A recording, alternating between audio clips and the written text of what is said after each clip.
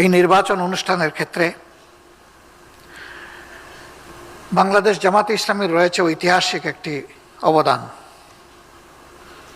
জাতি যেটা স্মরণ করে এবং এই মুহূর্তে বেশি মনে পড়ে।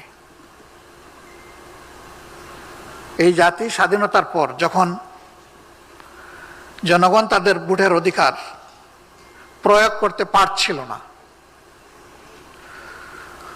একটা স্লোগান ছিল হুন্ডা গুন্ডা ঠান্ডা। এই পর্যায়ে যখন নির্বাচন চলে গিয়েছিল, তখন বাংলাদেশ জামাত ইসলামীর তৎকালীন আমির, অন্যতম ভাষা সৈনিক, ডাকসুর সাবেক জিএস